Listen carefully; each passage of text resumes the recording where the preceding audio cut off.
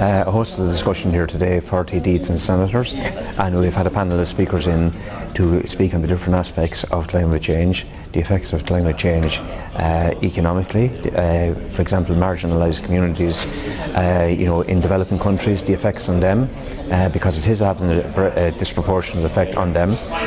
We had speakers in relation to the effects of climate change on poor communities and low-income households in Ireland.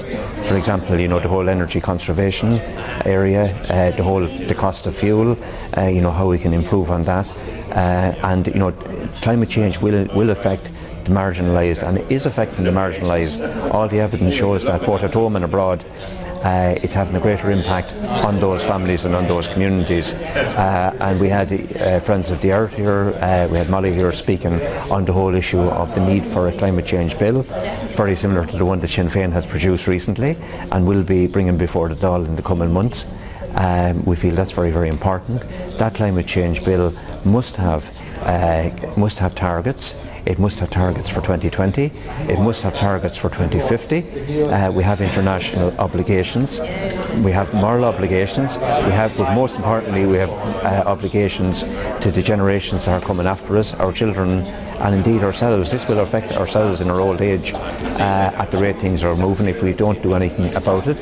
It's important that we take action. It's important that we have targets. It appears that the government are veering away from having targets. Sinn Féin would argue very strongly that we must know where we want to get there. We must know how we're going to get there and at what speed we're going to do it at.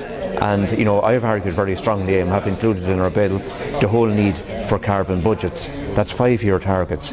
And the reason for that is that if we don't have 5-year carbon budgets, in other words 5-year targets, various governments along the line over the next 30 to 40 years could default on it. They could ignore the need for climate change, and we could hit what I call a carbon cliff.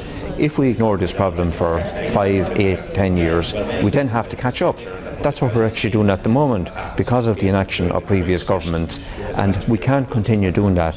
We must start now, we must do it incrementally, we must do it in a planned way, for future generations, but also from an economic point of view, because investors need certainty. We must give investors, particularly those investors who want to invest in the green economy, in alternative energy, in energy conservation. If we're going to give those investors certainty, we must have carbon budgets, we must have those 5-year targets, we must have the 2020 targets, and very importantly we must have the overall target for 2050 of at least 80% reduction to bring us into line with our international obligations. So I was talking today about the architecture that's needed in a climate change bill for it to be effective. The main 3 pieces of that architecture are targets, carbon budgets and independent expert advice.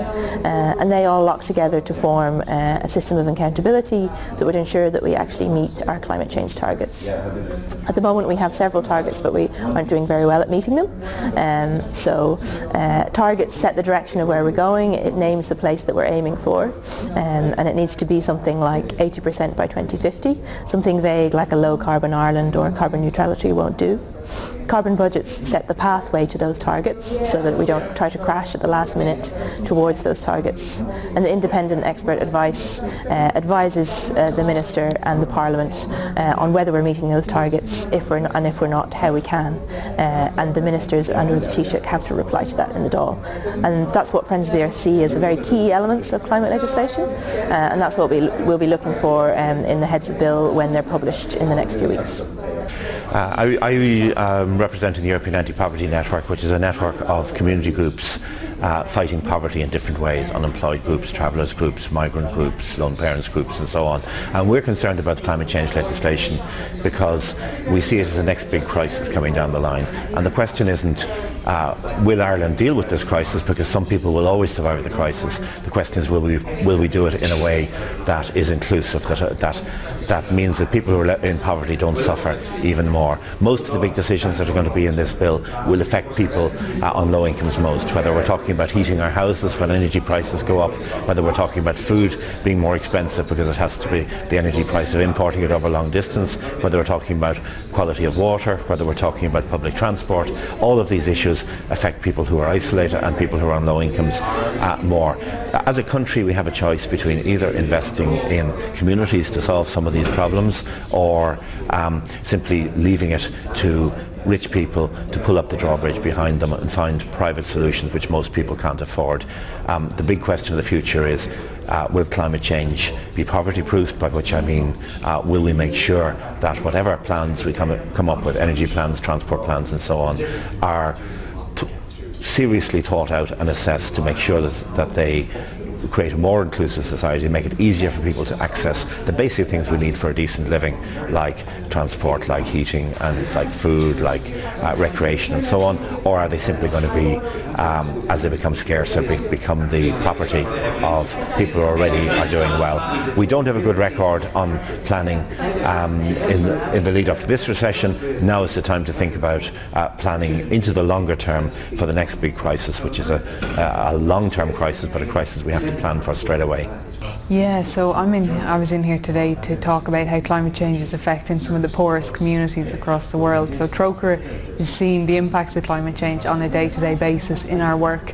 We've been responding to major events in the past number of years that are becoming more cyclical, they're becoming more frequent, and they're becoming more intense. And this is basically now the environment and the context within which development organisations like Trócaire work, where we have to deal with more intense droughts, more frequent droughts, intense flooding, storms, all of these challenges, and we're dealing with, I suppose, the worst part about it all is that the people that it's affecting have done the least to cause this problem. That's the justice angle that we always try and talk about, that, you know, we are in Ireland here partly responsible for what the poorest communities in the developing world are experiencing, and the only way that we can, or the best contribution that we can make to that and to try and redress that problem, is by bringing in a climate bill.